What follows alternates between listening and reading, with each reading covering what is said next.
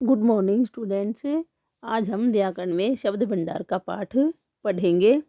इसके साथ ही हमारा सेकंड टर्म का सारा सब सिलेबस कंप्लीट हो जाएगा। तो पाठ है हमारा शब्द भंडार। शब्द भंडार में आप सबसे पहले पढ़ेंगे पर्यायवाची शब्द। पर्यायवाची शब्द बिना शब्द भंडार के पाठ के भी हम हिंदी फर्स्ट में और इससे पिछली क्लास में भी पढ़ते आ रहे हैं। केवल उन पर्यायवाची जो शब्दों की संख्या है उनमें बढ़ोतरी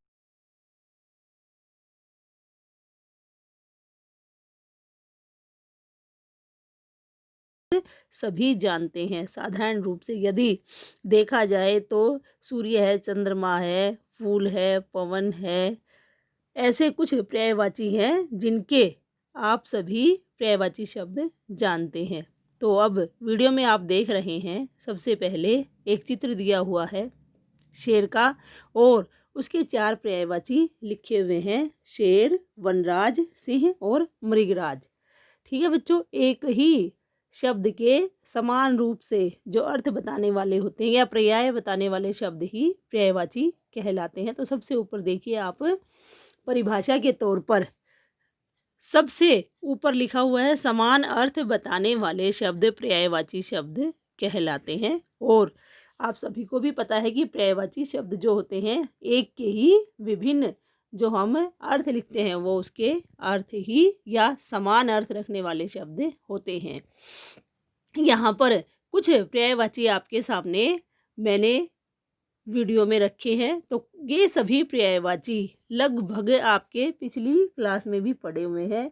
इनमें से कोई भी पर्यायवाची मुझे नहीं लगता है कि आपको नहीं आता होगा। सबसे पहला अग्नि का पर्यायवाची दिया है इन्होंने, तो अग्नि का आग, अनल, हुताशन और पावक। उसके बाद जंगल, अरण्य, वन, विपिन, कानन। हमारी किताबों में या प्रश्नों के माध्यम से हिंदी फर्स्ट में ये पर्यायवाची आते भी रहते हैं।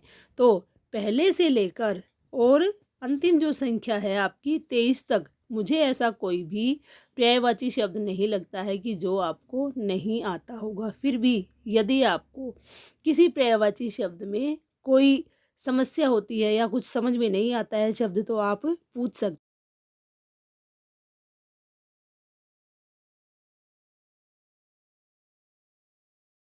हैं, उनको भी आप याद करेंगे।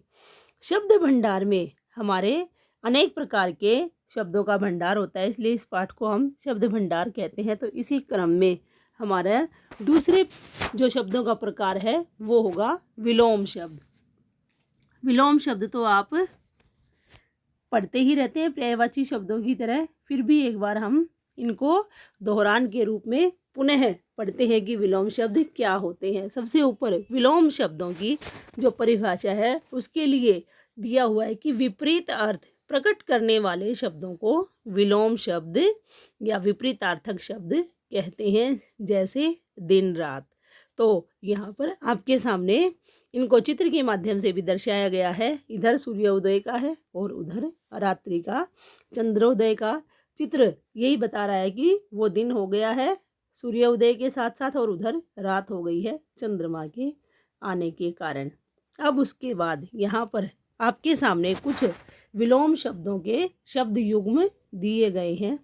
तो इनमें भी पर्यायवाची शब्दों की तरह आपके लिए कुछ शब्द नए हो सकते हैं, लेकिन कुछ ऐसे भी सामान्य विपरीत शब्द होंगे जो कि आप पुस्तकों में या पाठ में या व्याकरण में पढ़ते रहते हैं। तो यहाँ पर आपके कुछ शब्द आपके लिए नए हैं, जैसे कि इस पहली जो सारणी आपके सामने दी गई है शब्द युग्मों की, उसमें आरंभ का अंत आकर्षण का विकर्षण होता है। आकर्षण मतलब अट्रैक्ट करने वाली चीज़, और विकर्षण होती है जो आपको अट्रैक्ट नहीं करती है। अतिवृष्टि, अनावृष्टि का आपकी पुस्तक में यदि आपने इस पाठ को देखा हो तो उदाहरण के तौर पर भी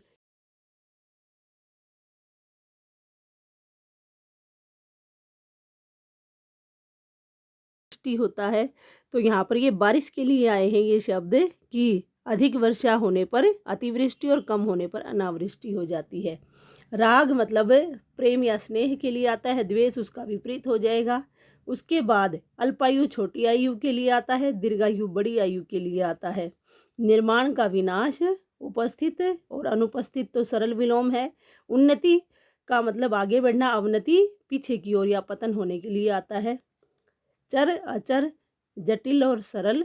उसके बाद है आपका अनिवार्य और ऐच्छिक। अनिवार्य जो जरूरी होता है, ऐच्छिक जो आप इच्छा से करते हैं। रक्षक और भक्षक, रक्षक रक्षा करने वाला, भक्षक भक्षण करने वाला। कृतज्ञ जो कि हमारे किए हुए उपकार को मानता है। कुछ शब्द इसमें आपके वाक्यांश के लिए एक शब्द के लिए भी प्रयोग किए जाते हैं, ऐसे भी विलोम शब्द आए हुए हैं।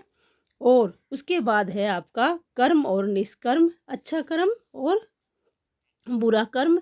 संधि विग्रह, संधि माने किसी चीज से जुड़ना, विग्रह अलग हो जाना। सुख दुख, इच्छा अनिच्छा, नूतन नया और पुरातन पुराने के लिए आता है। चल अचल, अचल जो चल नहीं सकता, चल जो चलायमान होता है। कीर्ति जो किसी की शोभा बढ़ाने वाली बात होती है, और अपकीर्ति जो किसी के मान सम्मान को कम कर देता है।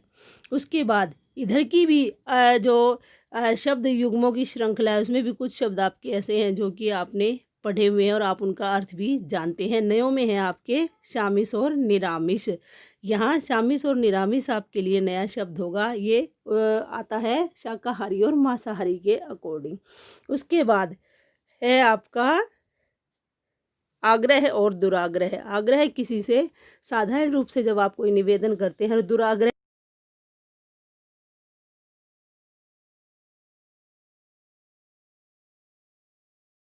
जो देश से हम बाहर भेजते हैं और जो बाहर के देशों से यहाँ आता है। तो आयात निर्यात, और ख़ास तौर से जब देश की अर्थव्यवस्था की बात होती है तो इन दोनों शब्दों का प्रयोग किया जाता है। उसके बाद है आपका आदर, निरादर, निंदा, स्तुति। अनुज और अग्रज, अनुज छोटे भाई को, अग्रज बड़े भाई को कहा जाता है। जड़ और चेतन, आस्तिक नास्तिक, आहार निराहार, गुरु लघु, मानव दानव, मौखिक और लिखित, और नवीन और प्राचीन आपके लिए एक बार पुनः आ गया, उधर नूतन और पुरातन में आया था। उसके बाद है आपका देव और दानव, राजा और रंक, भोगी और योगी, स्थूल और सूक्ष्म। तो कुछ शब्द आपके लिए यहाँ नए थे और कुछ जो सामान्य रूप से आपके पढ़े हुए थे। फिर भी यदि आपको किसी शब्द में कोई समस्या आती है या समझ में नहीं आता है तो आप उसको पूछ सकते हैं। आपके सेकंड टर्म के एग्जाम में पर्यायवाची और विलोम शब्दों को ही समाविष्ट करके आपको दिया गया है, तो आप इन दोनों शब्दों के बारे में ही पढ़ेंगे और याद करेंगे। कल से हम आपके सेकंड टर्म के एग्ज़ाम के लिए दोहरान कार्य करेंगे। तो जो आपका सिलेबस है उसके अकॉर्डिंग हम हिंदी फर्स्ट से ही दोहरान कार्य शुरू करेंगे।